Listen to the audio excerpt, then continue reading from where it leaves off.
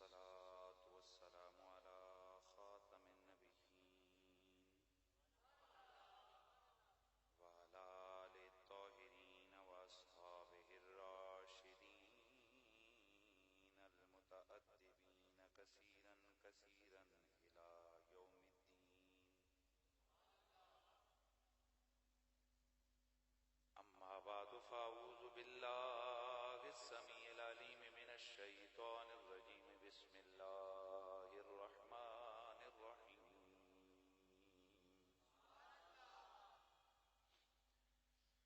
يا أيها النبي قل لأزواجك وبناتك ونساء المؤمنين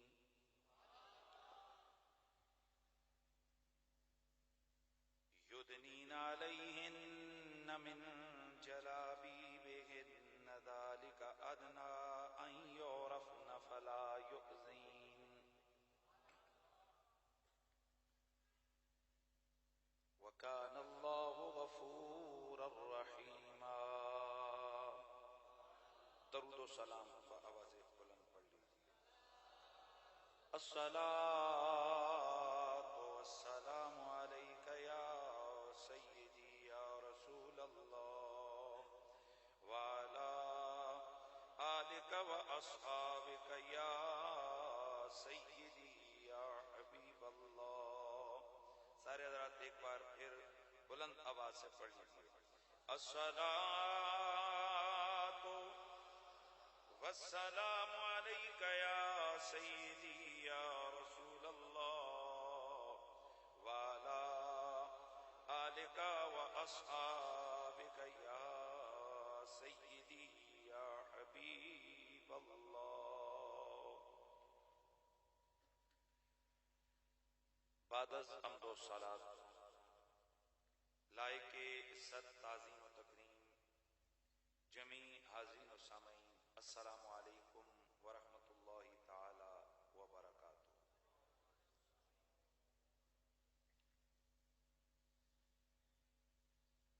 ہم مسلمان ہیں اور مسلمان وہ ہوتا ہے کہ جو اپنے اللہ اور اس کے رسول کے احکامات کے سامنے ہر وقت سر جھکائے ہوئے ہوتا ہے. وہ اپنی ذات، اپنے معاملات میں اپنا کچھ بھی نہیں سمجھتا، وہ سب کچھ اپنے خدا کو سمجھتا ہے. اسی لیے وہ مسلمان کہلاتا ہے، یعنی مسلمان تسلیم کرنے والا، سر جھکانے والا.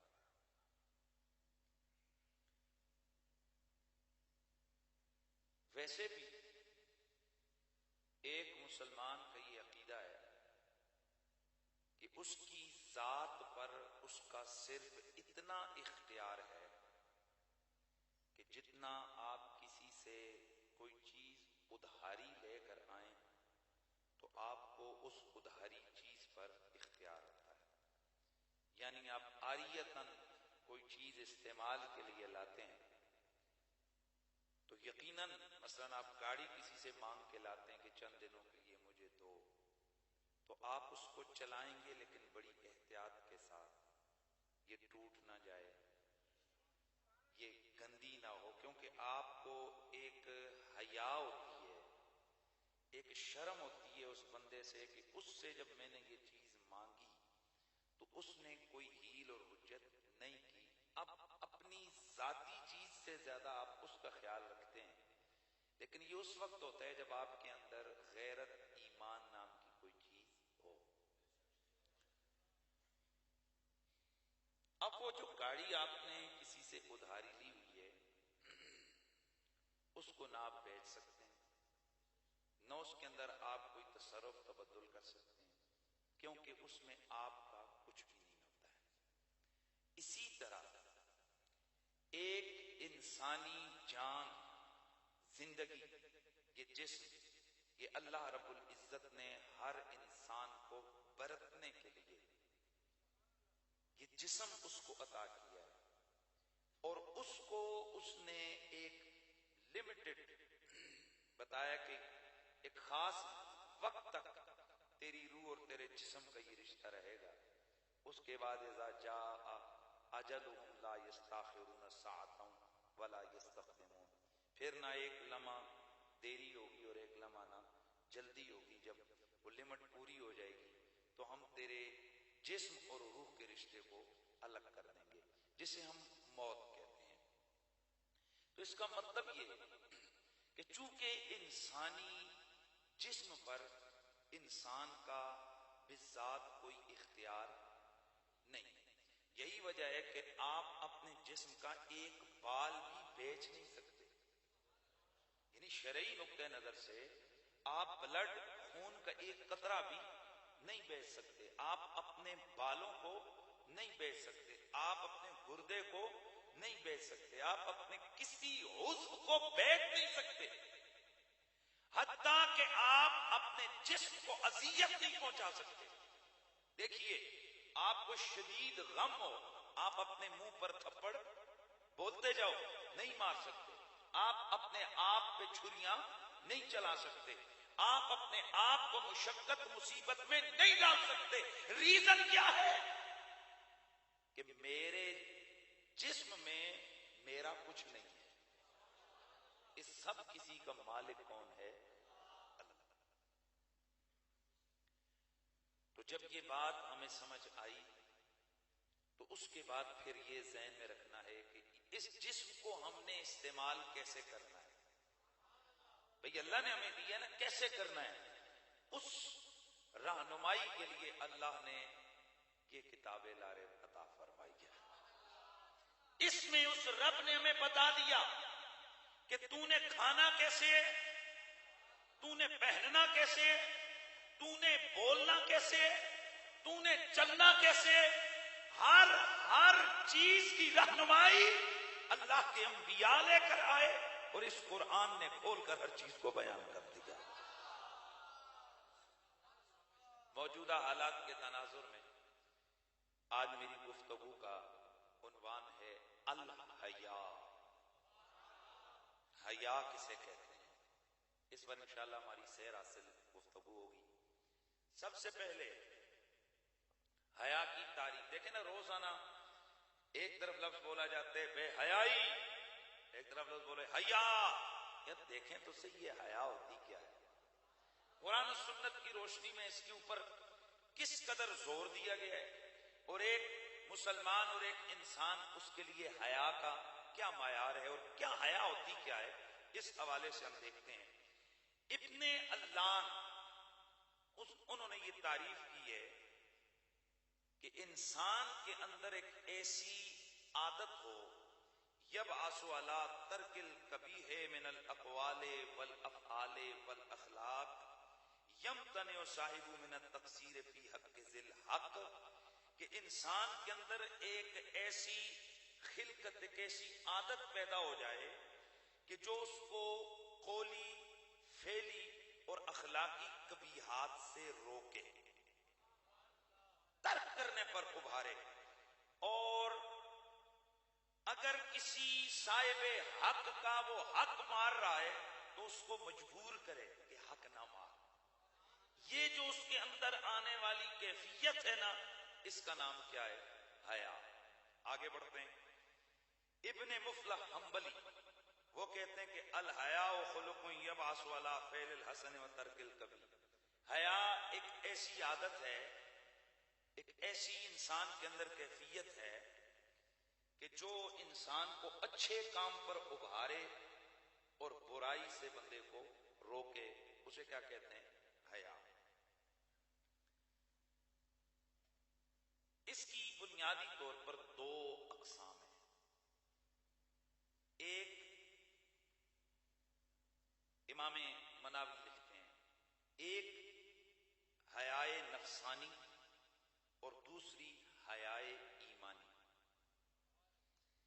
حیائے نفسانی کیا ہے؟ وَهُوَ الْمَخْلُوقُ فِي النُّفُوسِ كُلِّهَا كَالْحَيَاءِ مِنْ كَشْفِ الْعَوْرَةِ وَالْجِمَاعِ بَيْنَ النَّاسِ، کہ نفس کے اندر، نفوس انسانیہ کے اندر، یہ سب کے اندر ہوتی ہے یہ حیا، جو حیائے نفسانی ہے، کہ جو اس کو مجبور کرتی ہے کہ وہ اپنے جسم کی پوشیدہ جو اعضاء ہیں ان کو لوگوں کے سامنے حیا نہ کرے. اور دوسری ہے حیائے ایمانی. وہ کیا ہے؟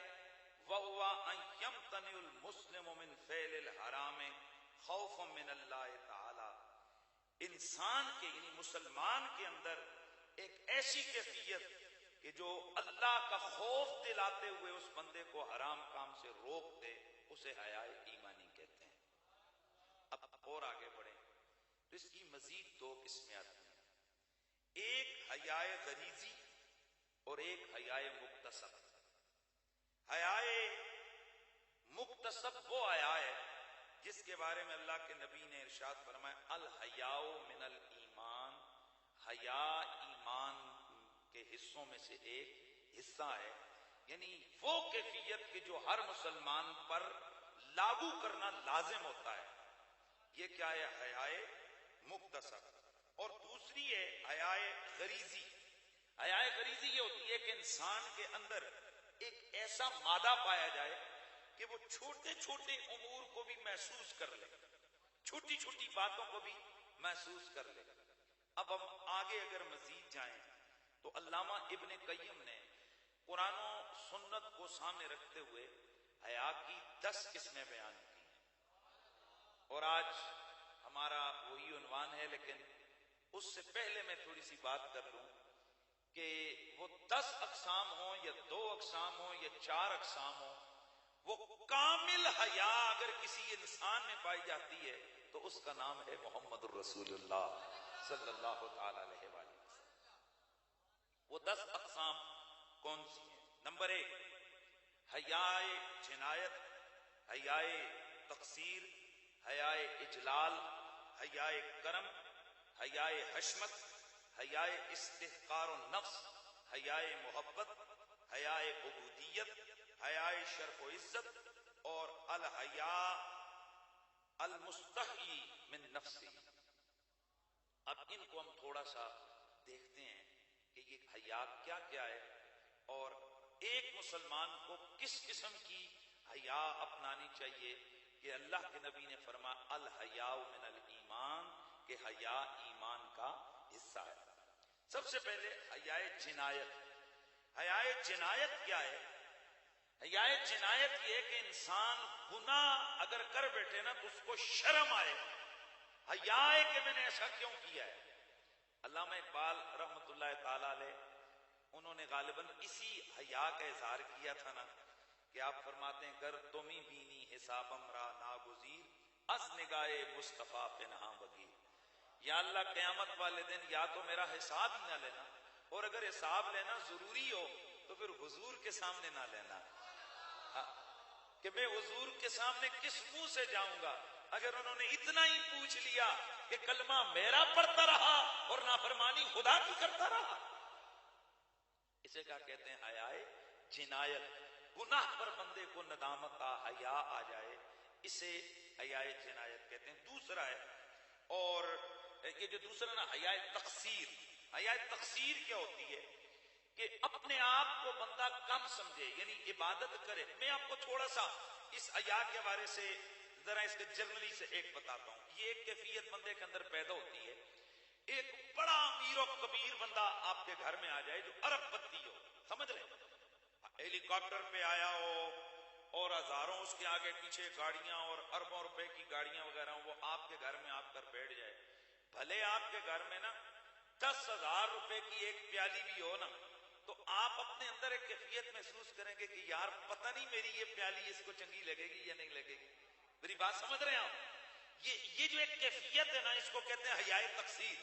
لیکن یہ تو نا اس حوالے سے کہ بندہ کسی کی جناب دولت سے مرغوب ہو، لیکن ایک حیا، یہ حیائے تقصیر کیا ہوتی ہے کہ بندہ ٹاپ کا نیکی کا کام کرے اور پھر سوچے کہ یار میرے رب کو یہ پسند آیا ہوگا یا نہیں آیا ہوگا.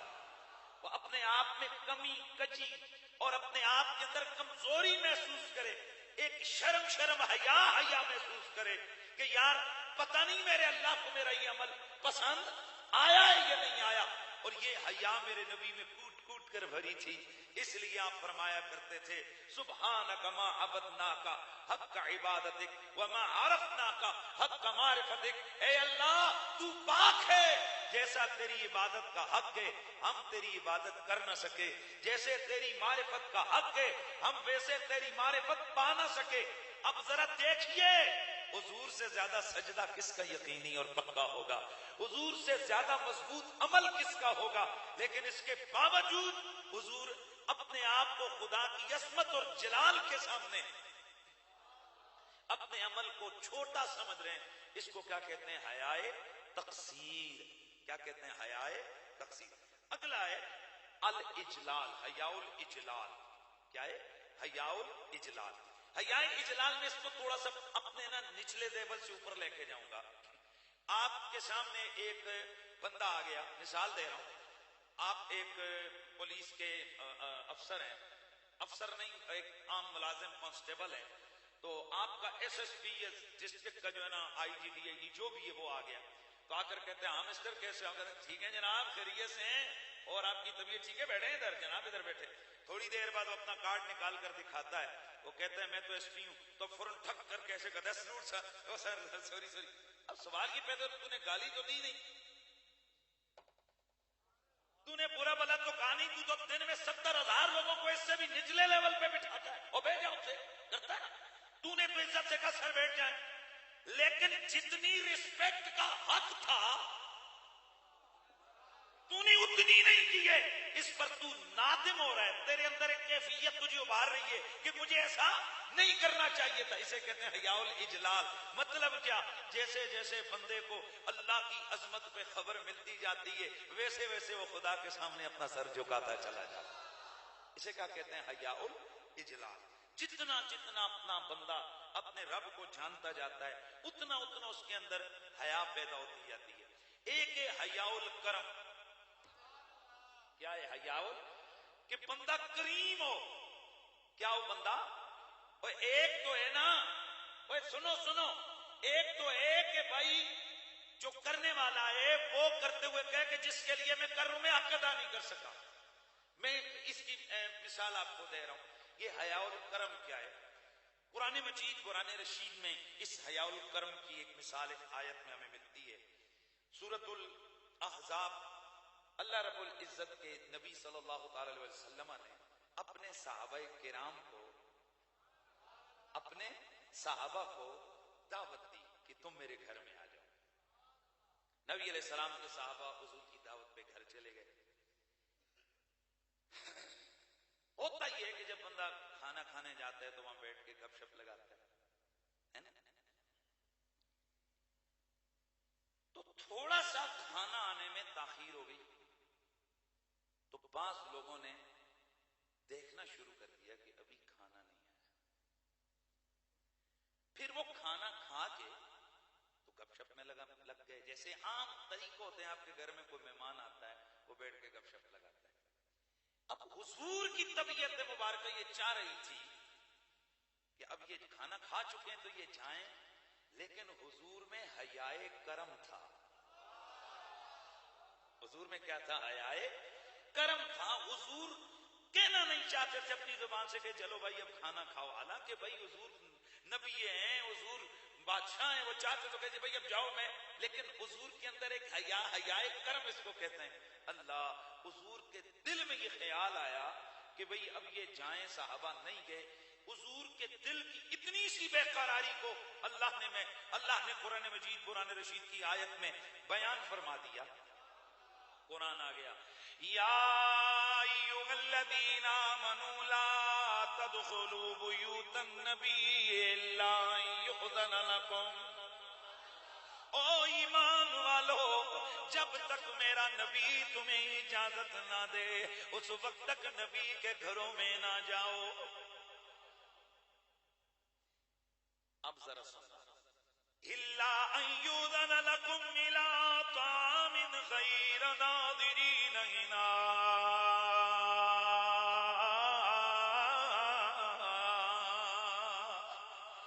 او میرے یار کے یارو، جب تک میرا نبی تمہیں کھانے کے لیے بلائے نا تم اس وقت تک جاؤ نہیں، اور اگر چلے جاؤ تو تم ادھر ادھر نظریں اٹھا کے نہ دیکھو، ولیکن اذا دعیتم، جب میرا نبی تمہیں دعوت دے، فادخلوا، پھر اس وقت جاؤ، پہلے جا کر نہ بیٹھ جاؤ۔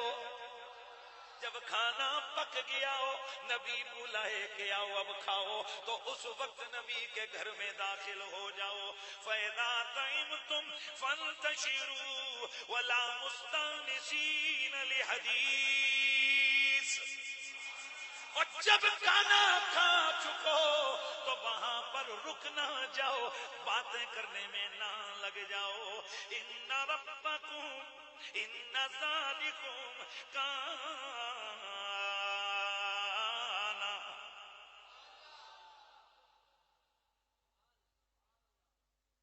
ولا مستانسین لحدیث، اور تم آپس میں باتیں کرنے پہ نہ لگ جاؤ۔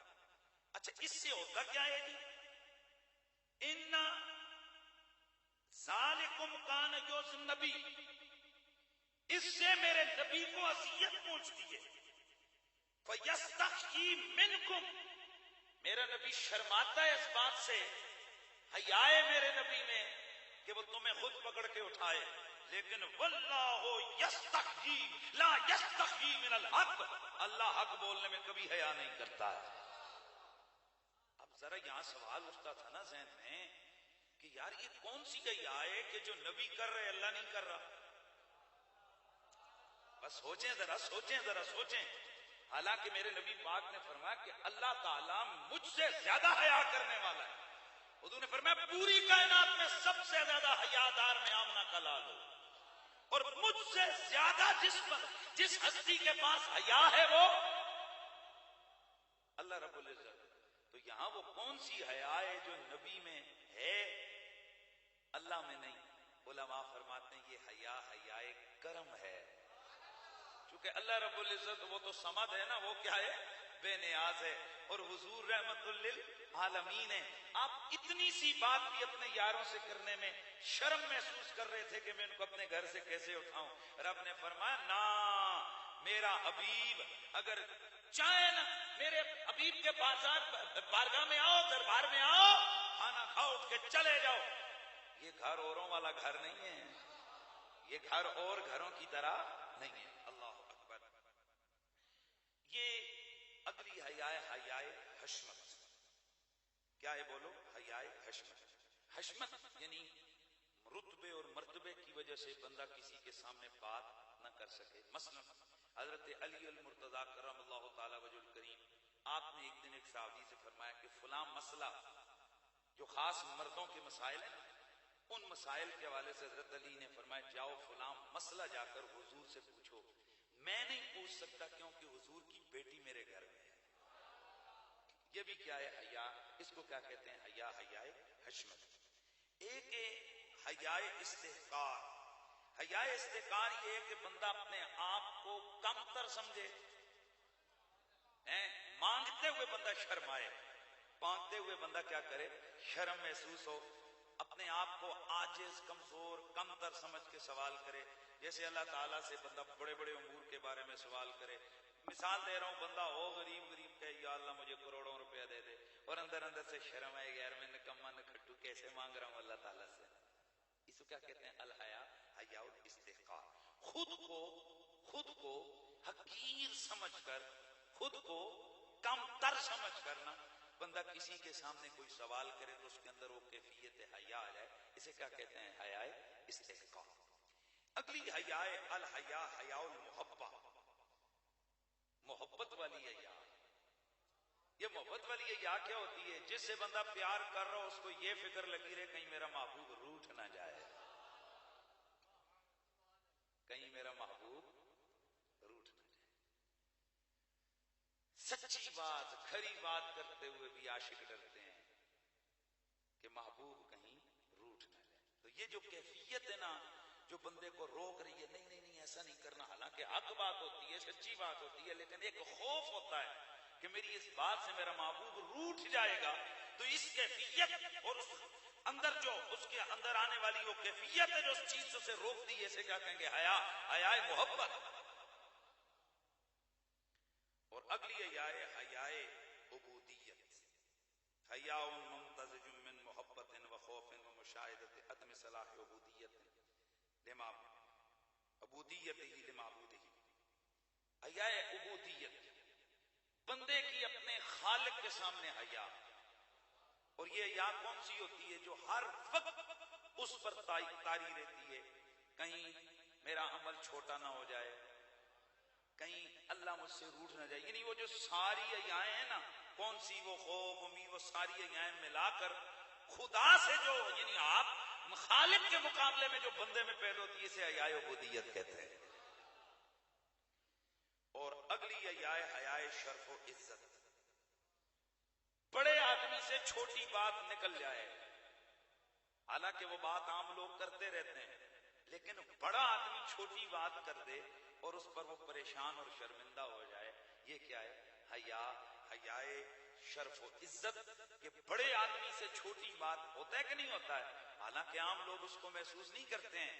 وہ بات سمجھ رہے ہیں کہ نہیں؟ میں آپ کو اس پہ ایک مثال دے رہا ہوں کہ عام ہمارے گھروں میں یہ ہوتا ہے، اور اس میں بندے کو شرمانا نہیں چاہیے، لیکن ایسا ہوتا رہتا ہے کہ ہم لوگ جو ہے نا وہ چھوٹے چھوٹے حساب کتاب لیتے، لیکن جو بڑا آدمی ہو نا تو وہ یہ چھوٹے 10 20 50 روپے کے حساب نہیں لیتا.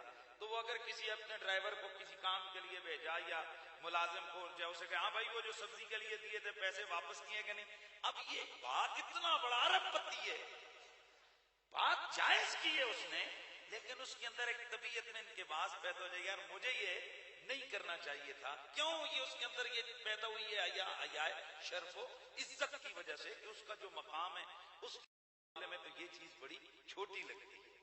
اس کو کیا کہتے ہیں؟ حیا شرف و عزت. اگلی حیا ہے حیاء المرء من نفسہ.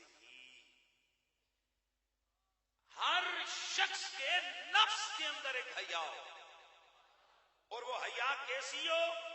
وہ حیا شریف نفس کے اندر ہو کہ میں کوئی ایسا کام نہ کروں کہ مجھ پہ انگلی اٹھ جائے. بھائی سبحان اللہ کی آواز آ جائے. کسی شریف ذات کے اندر ایک ایسی کیفیت کا ورود ہونا، اس کے اندر ایک طبیعت ہو کہ وہ یہ ہر وقت اس چیز کی فکر میں لگا رہے کہ میں کوئی ایسا کام نہ کروں کہ مخلوق کی انگلیاں میری طرف اٹھ جائیں. اسے کیا کہتے ہیں؟ حیاء المرء من نفسہ. یہ 10 قسم کی حیائیں ہیں، اور اللہ رب العزت قرآن مجید، قرآن رشید میں جگہ جگہ اس کی آیات بندے کی تربیت کر رہی ہیں کہ بندے کے اندر حیا پیدا ہو. مثلا کہیں تو میرا اللہ فرماتے الم یعلم بان اللہ یرا، یہ بندہ یہ نہیں جانتا کہ میں اسے دیکھتا ہوں. بھائی یہ کیوں؟ تاکہ جب بندہ یہ سوچے کہ اللہ مجھے دیکھ رہے تو حیا آ جائے، اس معصیت اور اس گناہ سے اس کو حیا ہے اور اس کو ترک کر دے. کہیں اللہ تعالیٰ فرماتے ان اللہ کان علیکم رقیبا، اللہ تمہیں دیکھ رہا ہے، اللہ تمہیں، واللہ شہید علی ما تصفون، جو تم کرتے ہو اللہ اس کو دیکھتا ہے، اللہ اس کا حاضر و ناظر ہے، اللہ اسے جانتا ہے جو تم کر رہے ہو. اور نبی علیہ السلام نے فرمایا ان تعبد اللہ کانک تراہ فان لم تکن تراہ فانہ یراک، کہ جب تو عبادت کر تو یہ اپنے اوپر کیفیت طاری کر کے میں اللہ کو دیکھ رہا ہوں. تو ظاہر ہے جب اللہ کو دیکھنے کی تیرے اندر سوچ آئے گی تو حیاء جلال پیدا ہوگی، کئی قسم کی حیا آئیں گی. اور اگر یہ نہیں ہے تو پھر یہ چیز پیدا کر کے اللہ تجھے دیکھ رہا ہے. ظاہر ہے جب بندے کے اندر ایسی کیفیات آ جائیں گی کہ وہ یہی سمجھ رہا ہوگا کہ میں اللہ کو دیکھ رہا ہوں یا اللہ مجھے دیکھ رہا ہے. لیکن سنو یہ کب فرمایا؟ فرمایا جب تو عبادت کرے، نماز پڑھے تو تب یہ سوچ اللہ، یعنی عبادت کے دوران تو یوں غور کر کے میں اللہ کو دیکھ رہا ہوں یا اللہ مجھے دیکھ رہا ہے. تو جب عبادت کے دوران اس طرح کی فکر ہو تو ذرا غور کرو، جب بندہ گناہ کر رہا ہو پھر بندے کو کیا خیال کرنا چاہیے. تو یہ کیوں اس طرح کہا کہ عبادت کے دوران اس طرح کا آپ لوگ جو ہے نا وہ خیال کریں کہ اللہ تجھے دیکھ رہے اور تو اللہ کو دیکھ رہا ہے؟ تاکہ بندے کے اندر تقصیر نہ آئے، بندے کے اندر کمزوری نہ آئے، بندے کے خلوص میں کمی نہ آئے، بندے کے معاملات میں کجی نہ آئے، وہ ہر یعنی جو انتہائے کمال ہے وہ اس کو پالے۔ تو اب ذرا غور کریں کہ اگر عبادت کے دوران یعنی خدا کے گھر میں وضو کر کے ٹھنڈ سے لڑتے ہوئے، گرمی سے لڑتے ہوئے اللہ کی عبادت میں کھڑے ہو گئے، پھر حضور نے فرمایا اب ایسے عبادت کرو کہ تم اللہ کو دیکھ رہے ہو یا اللہ تمہیں دیکھ رہا ہے۔ اب یہاں کتنی حیا کی ضرورت ہے؟ تو بتائیے جب بندہ معصیت کی طرف جائے، گناہ کی طرف جائے، تو پھر بندے کو کتنا خیال کرنا چاہیے کہ اللہ مجھے دیکھ رہا ہے، فرشتے میرے اعمال کو نوٹ کر رہے ہیں، اللہ پکڑنے والا ہے۔ تو یہ حیا جب تک کسی مومن کے اندر پیدا نہیں ہوگی اس وقت تک وہ مومن کامل نہیں ہو سکتا۔ آگے آئیے، اللہ کے نبی صلی اللہ تعالی علیہ وآلہ وسلم نے ارشاد فرمایا کہ ان مما ادرک الناس من کلام النبوۃ الاولی اذا لم تستح فصنع ما شئت۔ بخاری شریف کی حدیث ہے، حضور نے ارشاد فرمایا کہ یہ پچھلے نبیوں کے کلاموں میں سے یہ کلام لگاتار چلا آ رہا ہے کہ جب بندہ حیادار نہ رہے، جب حیا نہ رہے تو پھر جو مرضی یہ تو کر۔ اذا فاتک الحیاء فصنع ما شئت، جب تیری حیا مر گئی تو پھر جو مرضی کر۔ اور جب تک حیا ہے تو ہر عمل خدا کی رضا کا پابند، ہر قدم بندہ اٹھاتا ہے تو سوچ کر اللہ کیا کہے گا، مخلوق کیا کہے گی، نبی کیا کہے گا، میں نے قیامت والے دن اللہ کے دربار میں پیش ہونا ہے۔ اور فرمایا ہر نبی، اس نبی کے کلام کا نچوڑ یہ ہے کہ اذا لم تستحی، جب تیری حیا ختم ہو گئی تو اب کیا ہے، فصنع ما شئت، اب جو مرضی ہے تو کر۔ اس کا مطلب یہ ہے کہ میرا جسم میری مرضی۔ یار توجہ ہے کہ نہیں ہے بھائی؟ حضور فرما رہے نا جب تیری حیا نہ رہے تو فصنع ما شئت، جو تیری، بولو یار، ایک تو بالکل تھکے ہوئے بیٹھ گئے، پھر تو جو وہ کر جو تیری، کب؟ جب تیری حیا نہ رہے۔ اور حضور نے یہ نہیں فرمایا یہ صرف میری امت کا قانون ہے، فرمایا پچھلے ہر نبی کی امت کا یہی قانون ہے، ہر نبی اور پیغمبر کے کلام میں سے یہ کلام ہے کہ جب تیری حیا مر جائے فصنع ما شئت، تو جو مرضی ہے۔ پھر تو نعرہ لگا میرا جسم میری مرضی، میرا ابا میری مرضی، میری اماں میری مرضی، جو تو مرضی۔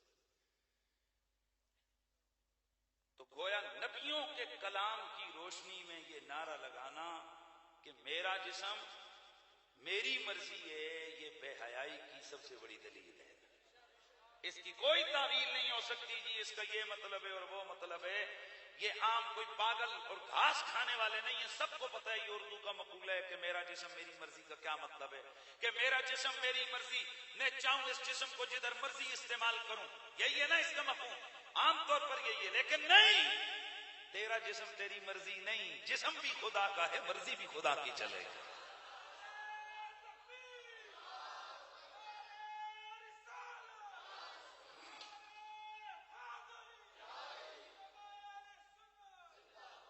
حیا ایمان کی علامت ہے۔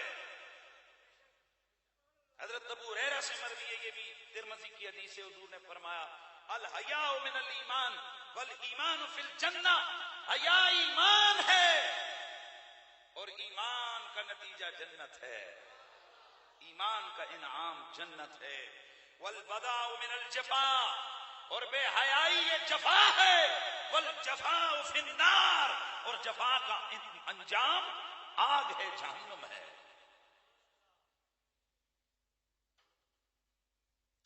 اس معاشرے کے اندر ہم لوگ اگر غور کریں، توجہ ہے،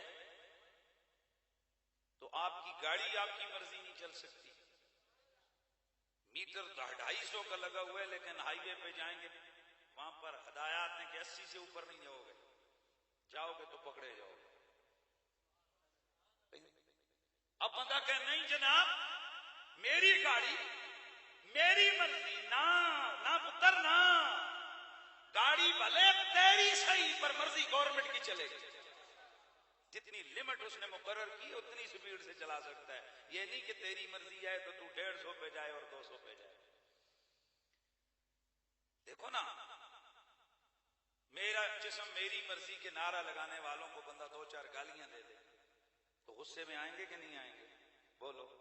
اب بندہ کہے میں نے تو تیری بات پہ عمل کیا ہے، تو نے کہا ہے میرا جسم میری مرضی، تو پھر میرا جسم میری مرضی، میرے ہاتھ میری مرضی، میری ٹانگیں میری مرضی، میری زبان میری مرضی. لیکن نہ صاحب، ہمارے نبی نے اس زبان کو بھی لگام میں دینے کے لیے ہدایات دی ہیں. ہاتھ، پاؤں، اٹھنا بیٹھنا، چلنا پھرنا، ہر مسلمان کی زندگی کا ایک ایک عمل ریسٹرکٹڈ ہے، اس کے اوپر سینکشن سے پابندیاں ہیں. یہ کرنا ہے، یہ نہیں کرنا. ان قدموں کو اللہ نے تجھے دیے چلنے کے لیے، لیکن جانب عصیاں اور معصیت نہیں چلنا. یہ ہاتھ تجھے اللہ نے دیے ہیں، لیکن ان ہاتھوں سے معصیت کا ارتکاب نہیں کرنا. یہ جسم تجھے اللہ نے دیا ہے، لیکن اس جسم سے وہ کرنا ہے جس سے خدا بھی راضی ہو، مصطفیٰ بھی راضی ہو. میرا جسم میری مرضی، ایسا بولیے ایسا نہیں ہو سکتا.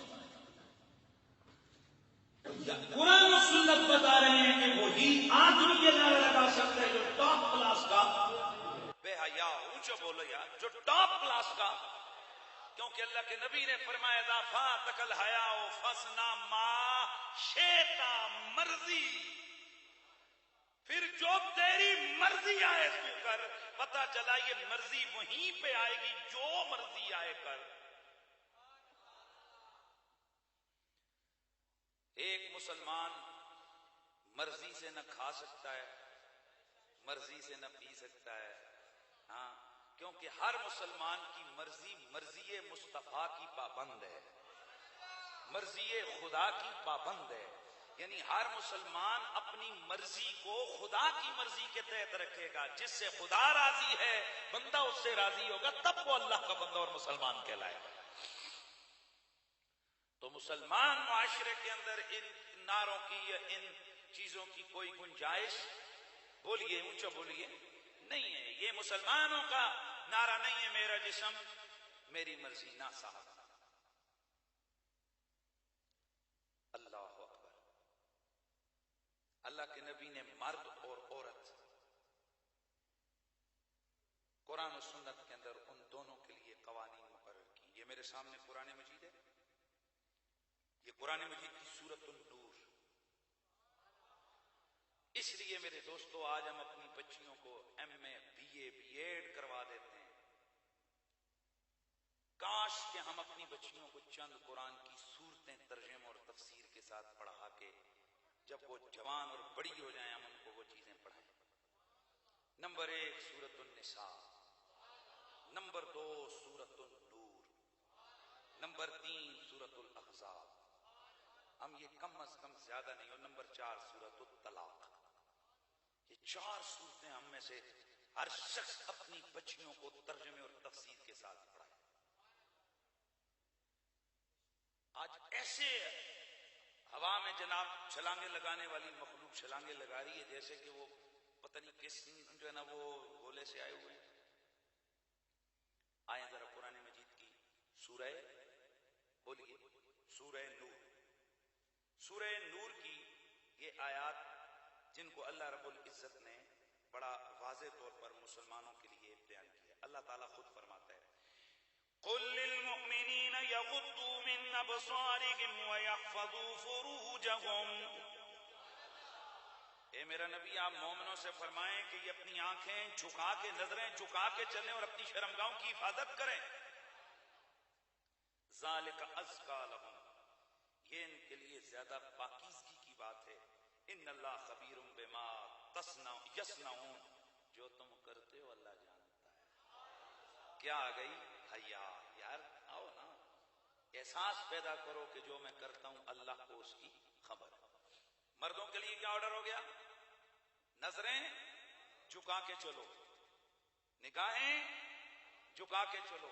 یہ بھی کافروں کا یہ ٹک ٹاک اور ٹاک ٹاک وہ جو یہ ان کے اوپر وہ کافروں کے جملے جناب آج بیان کیے جاتے ہیں. تو کیڑا مارتے ہوئے اکھاں تھلے کر کے ٹرتے تو کی کیتا ہویا ہے. اللہ مومن کی شان یہ جب بازار میں نکلتا ہے نگاہیں جھکا کے چلتا ہے. اللہ کے نبی سرور کون و مکان حضرت مولا کائنات مولا علی سے فرمایا اے علی جب باہر نکلا کر تو کیا کیا کر؟ اپنی آنکھوں کو جھکا کے چلا کر. ایمان سے بتائیے ممکن ہے کمال بھی ہے کہ مولا کائنات سے اس قسم کی کوئی، لیکن بتانا یہ تھا کہ جب علی جیسا متقی مرد، یہ جو آج کہتے ہیں نا اگر کیا ہوا میری کلیگ دن میں 5 دفعہ 10 دفعہ مجھ سے بات کرتی ہے، ہنس کے بات کرتی ہے، تو یہ ہمارے جاب کی پرابلم ہے. دل ہمارا بڑا پاک ہے، اور تیرا دل علی سے زیادہ پاک آ گیا ہے. اللہ کا نبی علی سے فرماتے ہیں علی نگاہیں جھکا کے چلا کر. یہ 2 نمبر فارمولے ہیں کہ بندے کا دل پاک ہونا چاہیے. یعنی تم ننگے ہو کے پھرو جی، دل پاک ہونا چاہیے. یہ کوئی قانون نہیں ہے. نگاہیں جھکا کے چلو. خواتین ان کو آپ چند امور کی وجہ سے دیکھ سکتے ہو. نمبر 1، ایک نگاہ اٹھ گئی آپ نے دیکھ لیا کوئی مسئلہ نہیں، معاف ہے. نمبر 2، آپ ایک ایسے ڈپارٹمنٹ میں کہ جہاں آپ نے پہچاننا ہے لوگوں کو، سمجھ رہے؟ اگر پہچان کے لیے کسی عورت کے چہرے پہ آپ نگاہ جما کر دیکھتے ہیں تو دیکھ سکتے ہیں کہ تاکہ مجھے کل گواہی دینی ہے، کوئی اور معاملات ہیں تو میں اس عورت کو پہچانوں. یا باہر سے ایک عورت آ رہی ہے، آپ اس کے چہرے پہ نگاہ ڈال کے غور سے دیکھتے ہو کہ یار یہ میرے گھر والی یہ خواتین نہیں ہے، کوئی اور آ رہا ہے. بھائی کئی دفعہ ہمیں ضرورت ہوتی ہے نا کہ کوئی عورتیں آ رہی ہیں، ہم دیکھیں کہ یار یہ کون آ رہا ہے. ویسے شریعت کہتی ہے جب پتہ چلے عورت ہے نگاہ جھکا لو، لیکن آپ اس نیت سے دیکھتے ہو کہ یار یہ خواتین جو آ رہی ہیں یہ میرے گھر کی عورتیں یا باہر کی ہیں. آپ یہ سوچ کر آپ نگاہ ڈالتے ہو تو ڈال سکتے ہو. منگنی کے وقت آپ عورت کو اچھی طرح بات بھی کر سکتے ہو اور اس کا چہرہ بھی دیکھ سکتے ہو، شریعت کی اجازت ہے. لیکن اس کے لیے یہ نہیں کہ آپ پارکوں میں جائیں، آپ ویلنٹائن ڈے منائیں، آپ تحائف کا تبادلہ فرمائیں اور پھر یہ نعرہ بلند فرمائیں کہ دل پاک ہونا چاہیے. یہ مولویوں نے تو دل ناپاک کیے ہوئے ہیں، میں صدقے جاؤں تیرے دل پہ. آج اللہ کے قرآن کو دیکھتے ہیں، دیکھیے اللہ کا قرآن کس قدر اس معاملے میں بالکل واضح طور پر اعلان ہوتا ہے. اب غور سے سننا ہے. پیچھے اللہ کے نبی کو فرمایا جا رہا ہے، نبی مردوں کو یہ، اب عورتوں کو کیا کہنا ہے؟ وَقُلْ لِلْمُؤْمِنَاتِ يَغْضُضْنَ مِنْ أَبْصَارِهِنَّ وَيَحْفَظْنَ فُرُوجَهُنَّ وَلَا يُبْدِينَ زِينَتَهُنَّ إِلَّا مَا ظَهَرَ مِنْهَا وَلْيَضْرِبْنَ بِخُمُرِهِنَّ عَلَى جُيُوبِهِنَّ وَلَا يُبْدِينَ زِينَتَهُنَّ إِلَّا لِبُعُولَتِهِنَّ أو آبائهن أو آباء بعولتهن أو أبنائهن أو أبناء بعولتهن أو إخوانهن أو بني إخوانهن أو بني أخواتهن أو نسائهن أو ما ملكت أيمانهن أو التابعين غير أولي الإربة من الرجال أو الطفل الذين لم يظهروا على عورات النساء. اللہ کا قرآن ہے جی. دیکھیے اللہ تعالیٰ فرماتے ہیں حبیب مومنوں سے تو کہہ دیے نا، اب مومنات سے کہیے، مومنات سے کہیے. کیا کہیے؟ اپنی نگاہیں نیچی رکھیں. وَيَحْفِظْنَ فُرُوجَهُنَّ، اپنی شرم گاہوں کی حفاظت کریں. وَلَا يُبْدِينَ زِينَتَهُنَّ، اپنے زیب اور زینت کو ظاہر نہ کریں. إِلَّا مَا ظَهَرَ مِنْهَا، مگر ہاں جو خود بخود اس سے ظاہر ہو جائے، جو آپ کے اختیار میں نہ ہو. مثلا آنکھیں ہیں اختیار میں نہیں ہیں، ہو سکے تو ان پہ بھی آپ پردہ کر سکتے ہیں. بعض اوقات ہاتھ ہیں اختیار میں نہیں ہیں، پاؤں ہیں آپ نے چلنا ہے، یا اگر آپ چلتے ہوئے ہوا آئی آپ کے ہاتھ پاؤں وغیرہ ننگے ہو گئے، جو آپ کے اختیار میں نہیں ہے اس پر پکڑ بھی نہیں۔ وَلْيَضْرِبْنَ بِخُمُرِهِنَّ عَلَىٰ جُيُوبِهِنَّ۔ غور سے سن رہے ہو؟ اللہ کا قرآن کہتا ہے کہ نبی اپنی عورتوں سے، ان مومنات سے کہیے کہ اپنے گریبانوں کو ننگا نہ کیا کریں، ان پر چادریں لپیٹ کے آیا کریں۔ وَلْيَضْرِبْنَ بِخُمُرِهِنَّ عَلَىٰ جُيُوبِهِنَّ، اور اپنی چادروں کو اپنے گریبانوں پر ڈال لیا کریں۔ وَلَا يُبْدِينَ زِينَتَهُنَّ، اپنی زیب و زینت کو ظاہر نہ ہونے دیں، إِلَّا لِبُعُولَتِهِنَّ، ہاں اپنے شوہروں کے لیے، یعنی ان کا یہ پردہ لازم ہے، لیکن چند جگہوں پر یہ پردہ اجازت ہے، ان کو رخصت ہے۔ کون سے؟ شوہروں کے لیے، اپنے والدین کے لیے، داداؤں کے لیے، اپنے سسر یعنی جو شوہروں کا والد ہے اس کے لیے، او ابنائہن، یا اپنے بیٹوں کے لیے، او ابنائے بعولتہن، یا اپنے خامدوں کے یعنی دوسری شادی کے جو بیٹے ہیں ان کے لیے، او بنی اخوانہن، یا بھتیجوں کے لیے، او بنی اخواتہن، یا بھانجوں کے لیے، بہنوں کے بیٹے بھانجوں کے لیے، او نسائہن، یا ان کی عورتوں کے لیے، او ما ملکت ایمانہن، یا ان کی لونڈیوں کے لیے، یعنی عورت کا عورت سے کوئی پردہ نہیں ہے۔ آگے، اب التابعین غیر اولی الاربۃ من الرجال، یا ان کے وہ نوکر جو ابھی بچے ہیں، جو ابھی کیا ہیں؟ بچے ہیں، جوان نہیں ہوئے۔ اب الطفل الذین لم یظہروا علی عورات النساء، یا وہ چھوٹے بچے جن کو یہ عورتوں والے یہ جو چیزیں ہیں نا معاملات ان کا پتہ نہ ہو، بالکل ناسمجھ بچے ہوں۔ ولا یضربن بارجلہن، ہاں جی ہاں جی، ٹک ٹک کر کے پاؤں زمین پہ مار مار کے تھڑک تھڑک کر کے نہ چلیں۔ ولا یضربن بارجلہن، اور یہ اپنے پاؤں زمین پر اتنے زور سے نہ ماریں کہ لوگ مڑ کے انہیں دیکھیں کہ کوئی عورت آ رہی ہے۔ لِيُعْلَمَ مَا يُخْفِينَ مِنْ زِينَتِهِنَّ، تاکہ ان کی زیب و آرائش ان کے چلنے کی وجہ سے وہ عیاں ہو۔ وَتُوبُوا إِلَى اللَّهِ جَمِيعًا أَيُّهَا الْمُؤْمِنُونَ لَعَلَّكُمْ تُفْلِحُونَ، اللہ کی بارگاہ میں تمام مومنوں مل کے توبہ کرو تب تم فلاح پاؤ گے۔ حضرات گرامی، یہ قرآن پاک کا واضح آرڈر ہے، کس کے لیے؟ مردوں اور عورتوں کے لیے۔ عورتوں کے لیے کیا کرو جی؟ اپنے بولو گریبانوں کو چادروں میں لپیٹ، اپنے زیب اور زینت کو، اپنی آرائش زیبائش کو کسی کے سامنے سوائے محرم رشتہ داروں کے تم ظاہر بولتے جاؤ نہیں، اور زور سے زمین پہ پاؤں مار کے بھی نہیں چل سکتی ہو۔ اے رسول اللہ کا کلمہ پڑھنے والوں، جس دین میں عورتوں کو یہاں تک پابندی ہے کہ وہ زور زور سے زمین پہ پاؤں پٹک پٹک کے نہ چلیں کہ مردوں کی توجہ ان کی طرف اٹھے، ایمان سے بتاؤ اس دینی معاشرے کے اندر کسی عورت کے مارچ کا کیا تصور ہو سکتا ہے؟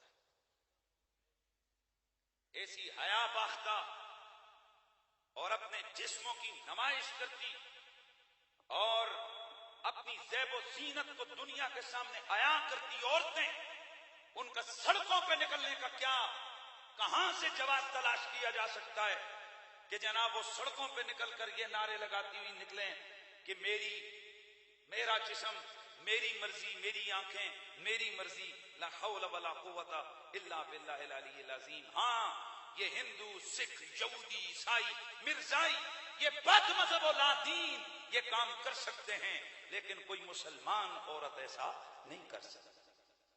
مجھے افسوس ہے ان لوگوں پر بھی جو اس کو باس کر رہے ہیں، اس پر یعنی جواز کی تلاش میں ڈیبیٹ کروا رہے ہیں۔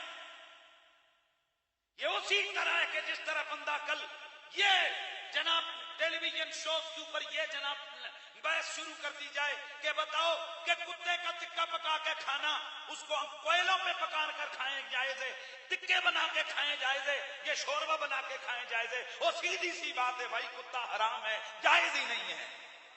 اب یہ بحثیں کرنی کہ جناب یہ نعرہ ہماری عدالتیں، یہ بغیرت جج، یہ کمینے قسم کی عدلیہ کے یہ خنزیر، یہ جن کو خدا کا پتہ نہیں، رسول کا پتہ نہیں، شریعت کا پتہ نہیں، وہ کہتے ہیں کہ اکارڈنگ ٹو لا ہم عورت کے اس قسم کے مارچ پہ پابندی نہیں لگا سکتے۔ ارے بےہودہ ججو، تمہیں یہ پتہ نہیں کہ اکارڈنگ ٹو قرآن و سنت عورت مارچ کر ہی نہیں سکتی ہے۔ اکارڈنگ ٹو لا وہ کون سا لا ہے تمہارا؟ ہمارے لا کی کتاب کے فرسٹ پیج پہ لکھا ہے کہ پاکستان کا آئین قرآن و سنت کے تابع ہے۔ ہر آئین کی وہ شک جو قرآن و سنت سے ٹکرائے گی وہ خود بخود کالعدم ہو جائے گی۔ تو جب قرآن و سنت کے تم تابع ہو تو پھر کس لا کے اندر تم اجازت دیتے ہو کہ عورت مارچ کر سکتی ہے؟ اب آئیے آپ میں سے وہ لوگ ہاتھ اٹھائیں کہ جو حج اور عمرے کے لیے تشریف لے گئے، جلدی جلدی، ماشاءاللہ آپ لوگ گئے ہیں۔ آپ میں سے کئی وہ بھی گئے ہوں گے کہ جو حج اور عمرے کے دوران ان کی خواتین ان کے ساتھ تھیں۔ تمام مذاہب، تمام مسالے کی تمام کتب میں موجود ہے، تمام احادیث مبارکہ سے کتابیں بھری پڑی ہیں کہ جس وقت آپ لوگ سعی صفا و مروہ کریں تو سعی صفا و مروہ کرتے ہوئے تو میلین اخضرین یعنی جو سبز نشان ہیں ان کے درمیان میں آپ نے رننگ کرنی ہوتی ہے، یعنی عام نارمل حالات سے زیادہ تم نے سپیڈ میں چلنا ہے، ایسا ہے کہ نہیں؟ یعنی تم نے وہاں پر ایتھلیٹ بن کے دوڑنا ہے وہاں تمہارے لیے یہ چیز آپ کو شریعت کا آرڈر ہے، دوڑنا ہے۔ اچھا کیوں دوڑنا ہے؟ کہا کہ حضرت اسماعیل کی ماں جی بے خودی کے عالم میں بچے کے لیے پانی تلاش کرتے ہوئے دوڑی تھی۔ اس ادا کو، اس محبت کو قیامت تک ان بے غیرتوں کو کون سمجھائے؟ اسلام نے جتنا عورت کو عزتیں دی ہیں نا اتنی کون دے سکتا ہے؟ ایک ماں کی ممتا جو بچے کے لیے تڑپی، اللہ نے اس کو حج کا رکن بنا دیا ہے، اس کو حج کا ایک جناب عمل بنا دیا ہے۔ کوئی عمرے والا حج والا ایسا نہیں ہے جو اس ماں کی اس ادا کو نہ اپنائے، لیکن وہ ماں بے خودی اور جناب وہ اس کیفیت میں دوڑی تھی، وہاں اور کوئی نہیں تھا۔ لیکن اب سنو، جتنی عورتیں وہاں جاتی ہیں حج اور عمرہ کرنے کے لیے، چاہیے تو یہ تھا کہ چونکہ وہ عورت دوڑی تھی لہذا وہ عورتیں ڈبل دوڑیں، قیاس تو یہ تھا، لیکن کہا نہیں، باقی مرد دوڑیں گے عورتیں نہیں دوڑیں گی، مرد مارچ کریں گے۔ بھائی وہاں جا کے دیکھیں نا، عورتیں تو نہیں دوڑ رہی ہیں نا، عورتیں نہیں دوڑیں گی۔ ایمان سے بتاؤ، میں آپ سے سوال پوچھتا ہوں، پردے کے اندر عفت معابیوں کا وہ منظر، اللہ آپ سب کو حرم لے جائے، مجھے اوروں کو پتہ نہیں ہے، جس وقت انسان حرم کی حدود کے اندر جاتا ہے اس پر خوف خدا کی وہ کیفیت نازل ہوتی ہے۔ یقیناً آپ لوگ جو گئے ہیں اس کو سمجھ سکتے ہیں، اس کو دھیان ہی نہیں ہوتا وہ کہاں ہے، وہ یوں سمجھیں جیسے بچہ ہوتا ہے، بچے کی زندگی کا ایک معاملہ ہوتا ہے کہ اس کو کوئی پتہ نہیں ہوتا ہے کون عورت کون کیا، اس طرح وہ کیفیات خود بخود وہاں طاری ہو جاتی ہیں، بالخصوص جب آپ حرم شریف میں اور جب آپ کعبہ شریف کے سامنے ہو، ہائے ہر گناہ، ہر معصیت، انسان خدا کے سامنے اپنے آپ کو پاک اور اس وقت اس کی نگاہ کے سامنے اس کے جرم اس کیا ہوتے ہیں، وہ ایک منظر ہوتا ہے، وہ اپنے خدا سے ہم کلام ہوتا ہے، اس کو کوئی پتہ نہیں ہوتا کون عورت ہے، کون کیا ہے، کس حال میں ہے۔ ان کیفیات میں بھی اللہ نے منع کر دیا، رسول نے منع کیا، عورت نہیں دوڑ سکتی۔ ایمان سے بتائیے کہ کیا وہاں خواتین کی وہاں پردے کے حوالے سے کوئی مسائل وہاں ہو سکتے؟ نہیں ہو سکتے۔ یہ خلاف قیاس مرحلہ ہے۔ اس کی وجہ یہ ہے کہ مسلمانوں پہ وہ کیفیات اس وقت نازل ہوتی ہیں کہ ان کے تصور میں بھی اس وقت دوسرے معاملات نہیں ہوتے۔ اس کے باوجود عورت کے لیے آرڈر ہے، کیا کرو؟ بولو، آہستہ چلو۔ تو جو اسلام عورت کو سعی صفا و مروہ کے دوران مارچ کی اجازت نہیں دیتا، وہ اسلام اور اس اسلامی قانون کے تحت مال روڈ کی سڑکوں پر یا اسلام آباد کی سڑکوں پر یا کراچی کی سڑکوں پر عورتوں کے لیے مارچ کی کیسے اجازت اسلام دے سکتا ہے؟ میرے بھائیوں، یہ پاکستان کے اندر لیسبین، ہم جنس پرستی کی ان چیزوں کو فروغ دینے کے لیے یہ عالمی ایجنڈا ہے، یہ یہود و عنود کی سازش ہے۔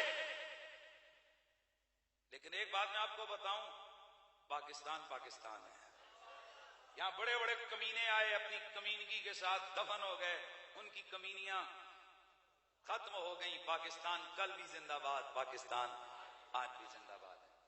ہاں، یہاں سلمان تحصیل جیسے کمینے آئے، یہاں فضل حق جیسے لوگ ہیں، یاد ہے نا، وہ بھی ایک کمینہ تاریخ کا کردار ہے۔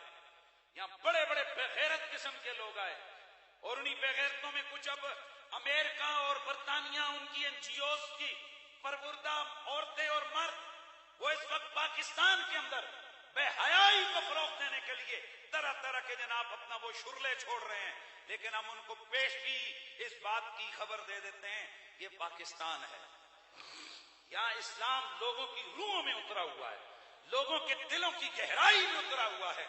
اللہ اکبر، سوائے ان حواس باختہ اور اڈے پہ پلنے والی خواتین کے کوئی عزت والی خاتون اس قسم کی حرکتوں میں مبتلا۔ لیکن آپ غور کرو، ایسے کمینوں کو تو ان میڈیا کو چاہیے کہ ایسے کمینی حرکتوں کی وجہ سے ان کو لتاڑ کے رکھ دیں، لیکن یہاں شاہ زیب خان زادہ جیسے، منصور علی خان جیسے اور اسی قسم کے اور کمینے قسم کے اینکر،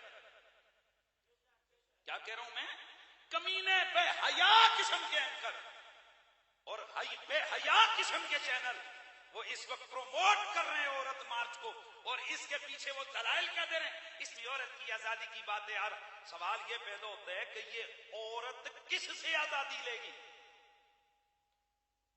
اسلام سے؟ تو قرآن نبی نے پہلے فرما دیا ہے کہ جب بے حیا بن جاؤ، اس کے بعد جو مرضی ہے کرو، تو دبا جاؤ، اعلان کرو کہ ہم مسلمان نہیں ہیں، لیکن خیال کرنا جو مرتد ہو جائے اس کی سزا موت ہے۔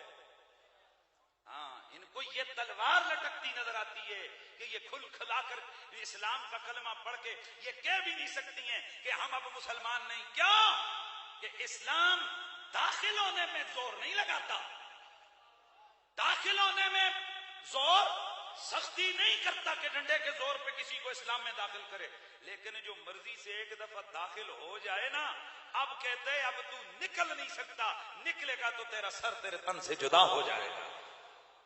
اس کی وجہ یہ کہ نکلنے کا مطلب یہ ہے کہ آپ کو یہ مذہب پسند نہیں آیا، آپ کے لیے یا آپ کی ذات کے لیے یہ ٹھیک نہیں، یہ گالی ہے اسلام کو، اور اسلام کی گالی کی سزا، بولتے جاؤ، پھر بولو، پھر بولو، موت ہے۔ تو یہ بے حیا قسم کی آنٹیاں، یہ بے حیا قسم کے لبرل، یہ بے حیا قسم کے یہ کمینے، یہ اس ملک کے اندر تماشا لگائے ہوئے، ان کو یہ نہیں پتا یہ پاکستان داتا ولی کی سرزمین ہے، یہ پاکستان خواجہ غریب النواز کے چاہنے والوں کا، یہ بابا جی کی زمین ہے، ہاں، یہ بابا فرید کی زمین ہے، یہ پاکستان یہ جناب بری سرکار کی سرزمین ہے، یہ گولڑے کے تاجدار کی سرزمین ہے، یہ پاکستان عبداللہ شاہ غازی کی سرزمین ہے۔ اور ایسے حالت میں کمینے قسم کے بے حیا قسم کے سیاستدان، جن میں ٹاپ پر چیمپئن قسم کا بے غیرت بھٹو، وہ کیا ہے اس کا نام، وہ بلاول بھٹو کمینہ، وہ کہتے ہیں کہ ہم کراچی میں، وہ تیری تو جنس ہی کوئی اور ہے، ہم کراچی میں ان سے مارچ کروائیں گے، وہ بے حیا بے غیرت، تیری تو زندگی کا سلسلہ ہی ہے، تو پتہ نہیں جنس کون سی ہے، تو نہ ایوں میں نہ شیوں میں۔ خبردار کہ یہاں کوئی سیاست کو بیچ میں لے کے آئے، اگر ان سیاستدان بے غیرتوں کو دین کے معاملے میں بک بک کرنے کا کوئی حیا نہیں ہے کہ وہ بک بک کر رہے ہیں، تو ہم جو دین کے نعرہ لگانے والے ہیں، ہم ان کی عزت کیسے کر سکتے ہیں؟ عزت یہاں صرف اسی کی ہوگی جو اللہ کے دین کی عزت کرے گا، جو اسلام کی عزت کرے گا، جو حضور کی عزت کرے گا، جو کلمے کی عزت کرے گا، جو شاعر اسلام کی عزت کرے گا۔ یہ بے حیا، یہ وہی ہیں جن کی وجہ سے یہ گندے اڈے چلتے ہیں، یہ وہی نکلیں گی یہ 8 مارچ کو۔ کوئی بھی حیا والا مسلمان، خدا کی قسم، وہ اس قسم کے بے حیا مارچوں کی حمایت۔ مسلمانوں، یہ دن بھی آنا تھا اس پاکستان کے اندر کہ کلمے کے نام پر حاصل کیے گئے ملک کے اندر عورتیں پلے کارڈ اٹھا کے چلیں گی کہ میرا جسم میری مرضی، اور پھر آگے بینر اٹھائے ہوئے ہوتے ہیں کہ I am divorce, I am happy, مجھے طلاق ہوئی ہے، میں خوش ہوں. ہاں نا، اور 11 گھر میں چکھاویں کہ خوش نہ ہوئے. بے حیا بے غیرتو، جس مرد سے تم نفرت کر رہی ہو تمہارے آئی ڈی کارڈ میں اسی مرد کا نام لکھا ہوا ہے، اسی مرد کا نام ولدیت میں لکھا ہوا ہے. اسلام باپ کا رشتہ دیتا ہے، شور کا رشتہ دیا ہے عورت کو اس کے سر کی چھتری کے لیے، بھائی کا رشتہ دیا ہے اس کی ہمت بڑھانے کے لیے، بیٹے کا رشتہ دیا ہے تاکہ اس کو اپنی تقدس مابیوں کا احساس ہو، اور اس بیٹے کو کہا کہ تیری جنت تیری ماں کے قدموں تلے ہے. اور ظالم عورتوں، اور تم اسلام سے اور کیا مانگتی؟ ہندو معاشرے کو خدا کی قسم پڑھیں، آپ سابقہ معاشرے کو آپ پڑھیں، رومن معاشرے کو آپ پڑھیں، اس سے پہلے آپ جناب یونانی معاشرے کو آپ پڑھیں، اسلام سے پہلے کے آپ حالات کو دیکھیں. کائنات کی سب سے، آج بھی اگر ہم سے کوئی بات کرے تو ہم اس کو اٹھا کے منہ پہ ماریں گے. ہمارے پاس ایسے تمام مذہبی کتابیں موجود ہیں جن کے اندر عورت کو جناب نوست کی علامت، پلیدی کی علامت، جب عورت ناپاکی کے دنوں میں ہوتی تھی اسے اچھوت سمجھ کے ایک چھوٹے سے کمرے میں ڈال دیا جاتا تھا، جب تک وہ پاک نہ ہو کر باہر نہ آ جائے اس وقت تک اس کو کھانا دور سے کتوں کی طرف پھینکا جاتا تھا. یہ میرا نبی ہے جس نے آ کر عورت کو عزت عطا. ایک دن سید عائشہ صدیقہ، آپ انہی ایام کے اندر، مجھے یہ بتانا ہے ام المومنین کا یہ واقعہ کہ آپ سے اللہ کے نبی نے فرمایا کہ یہ مسلح مجھے اٹھا کر دے دے، تو آپ چونکہ ان ایام میں تھی آپ نے عرض کی یا رسول اللہ میں وہ گھبرائیں، حضور سمجھ گئے. میرے نبی نے فرمایا کہ ان حیضتک لیست فی یدک، او عائشہ، اور یہ حکمی طور پر پلیدی ہے، یہ تیرے وہ جسم کی ناپاکی ہاتھ میں نہیں آئی کہ تو نے کسی چیز کو ہاتھ لگایا وہ بھی ناپاک ہو گئی ہے. خاتمہ کر دیا اس چھوت چھات کے نظریے کا اللہ کے رسول نے. بیٹی کی عزت دی خاتون کو، ماں، بیٹی، بیوی. اور یہ کیا کمینیاں کہتی ہیں کہ مجھے طلاق ہو گئی ہے اور میں کیوں بڑی ہیپی ہوں. ظاہر ہے تو نے طلاق لی اس لیے. آپ مجھے بتاؤ مسلمانوں کے کیا ایک وہ وقت، بلکہ آج بھی جتنے غیرت مند معاشرے ہیں، اگر کسی کی بہن یا بیٹی یا کسی قریبی رشتہ دار کو طلاق ہو جائے لوگوں کے کئی دن کھانے نہیں کھاتے. ایک باپ جو ہے نا وہ جیتے جی مر جاتا ہے جب اس کی بیٹی واپس آ کر دہلیز والد پر یہ صدا لگاتی ہے میرے ابا مجھے طلاق ہو گئی ہے. وہ باپ جیتے جی مر جاتا ہے. میں آپ نوجوانوں سے کہوں گا کسی باپ کے کندھوں پر اس کی زندہ بیٹی کا جنازہ کبھی نہ لانا. شادیاں کرنے سے پہلے 1000 بار سوچا کرو. یہ فیس بکوں کی اور سوشل میڈیا کی دوستیاں لے کر پھر تم شادیاں کرتے ہو، پھر 10ویں دن تمہارا جی بھرتا ہے، اس کے بعد تم طلاقیں دیتے ہو. خدا کی قسم وہ بیٹی کسی نہ کسی باپ کی بیٹی ہے. اللہ کا واسطہ کسی دہلیز پر اس کی زندہ بیٹی کے جنازے کو اس کو اٹھانے کے لیے مجبور نہ کرنا. کبھی طلاق نہ دے کسی عورت کو. ہمارے اسلام نے تو ہماری رہنمائی کی ہے کہ جو شخص اپنی بیوی کی جھڑکوں کا، ہوتی ہے نا تلخ مزاجیاں بھی ہوتی ہیں، جو کسی بیوی کی تلخ مزاجیوں کا، کسی بیوی کی سختیوں کو برداشت کرے گا، آپ کو معلوم ہے اسے اللہ رب العزت قیامت والے دن جنت میں اعلیٰ درجہ عطا فرمائے گا. ایک اللہ کے ولی کے بارے میں ہے کہ انہیں دیکھا گیا کہ وہ اعلیٰ درجے پہ ہیں، تو اسی وقت کے دوسرے ولی کو دیکھا گیا کہ وہ ان سے نیچے ہیں. تو پوچھا گیا کہ ہم تو سمجھ رہے تھے کہ وہ عمل میں آپ سے بڑھ گئے، اور اس اللہ کے ولی سے پوچھا گیا کہ ہم تو سمجھ رہے تھے جو فلاں ہیں وہ درجے میں آپ سے کم ہے اور آپ تو اس وقت اس سے درجے میں نیچے ہیں. آپ نے فرمایا عبادت میں اس کو اور میرا درجہ ایک تھا. اس کی بیوی سخت تھی، وہ بیوی کی جھڑکیں سن کر برداشت کرتا تھا، اللہ نے مجھ سے اس کو اوپر والا درجہ عطا کر دیا. اس لیے مسلمانوں، ہم مسلمان ہیں، ہمارے لیے اسلام کافی ہے. میرا جسم میری مرضی کا نعرہ یہ کافروں کا نعرہ ہے، یہ نعرہ بدبختوں کا نعرہ ہے. یہ نعرہ بے حیاؤں فاحشاؤں کا نعرہ ہے، اور ان فاحشاؤں کی معاشرے میں یہ سمجھتی ہیں کہ ہمارے جسم کی بڑی قدر و قیمت ہے. تمہارا جسم اسی طرح جس طرح یہاں پر آوارہ پھرنے والی کتیاں ہوتی ہیں. مجھے یہ کہنا نہیں چاہیے، لیکن جو اسلام کے اصولوں کو توڑ کر اللہ اور رسول سے جنگ کرنے کے لیے روڈوں پر نکل آئے، ان کی ہمارے نزدیک ہماری نگاہوں میں کتیوں سے زیادہ ان کی کوئی حیثیت نہیں ہے. اور میں کہتا ہوں اس سال کا سب سے بڑا جملہ ایک شخص نے بولا، نام مجھے نہیں لینا ہے، اس نے ٹی وی پہ بولا، اس نے کہا کہ تم جیسی گندی عورتوں کا جسم تو مرد تھوکنے کے لیے بھی پسند نہیں کرتے ہیں. چہ جائے کہ تم سمجھتی ہو کہ ہماری بڑی عزت ہے. خدا کی قسم جو اللہ کے دین سے ٹکرائے ان کی معاشرے میں کوئی عزت. میری کچھ چیزیں سخت بھی ہوئی ہیں، جملے سخت بھی ہوئے، لیکن اللہ کی قسم ہماری یہ سختی اللہ کے دین کے لیے ہے. جو شریعت سے ٹکراتے ہیں ان کے لیے ہمارے پاس کوئی جو ہے نا وہ عزت وغیرہ نہیں ہے. تو اس لیے دوستانے کے نامی آج ہم نے کیا کیا، آپ میں سے تو یقیناً میں دعوے سے کہتا ہوں ایک بھی ایسا نہیں جس کی ماں بہن بیٹی اس قسم کے مارچوں میں جاتی ہے. وہی یہی ہے کہ نہیں ہو کیا بولو الحمدللہ. سارے ہاتھ اٹھا کے کہو الحمدللہ. اسلام اسلام اسلام. ہاں یہاں تو یقیناً آپ سارے اسلام پسند لوگ ہیں، وگرنہ اس ٹھنڈ میں اور سخت بارش میں آپ لوگ گھروں کو چھوڑ کر یہاں ایک مولوی کی تقریر سننے آپ کہاں ہیں. تو آپ تو اسلام پسند ہیں، لیکن ہم نے جس کو کہتے ہیں نا کہ مور دین مور، اور آگے ہم نے بڑھنا ہے. اور وہ کس طرح؟ ہم نے اپنے گھروں میں یہ تبلیغ کرنی ہے کہ جو برقعے سے نفرت کرتی ہیں، ہم اپنی بچیوں بہنوں بیٹیوں کو تعلیم دینی ہے کہ تم نے اپنا چہرہ ڈھانپ کے نکلنا ہے انشاءاللہ. اور وہ آپ کو پتہ ہے کہ ایک عورت 4 مردوں کو جہنم میں لے کے جائے گی، باپ، بیٹے، شوہر، بھائی. کون سی عورت؟ جو بے حیائی میں مبتلا ہوگا.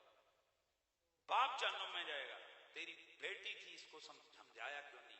شوہر تیرے اختیار میں تھی اس کو تو نے سیدھا کیوں نہیں کیا؟ بھائی تیری بہن تھی، اور بیٹا تیری ماں تھی. 4 شوہر ایک عورت کی وجہ سے جہنم میں جائے، 4 مرد ایک عورت کی وجہ سے جہنم میں جائے. اس لیے ہر شخص باپ، بیٹا، بھائی اور شوہر ہونے کے ناطے سے اپنا کردار ادا کرے. اللہ تعالیٰ ہماری حاضری کو اپنی بارگاہ میں قبول منظور فرمائے.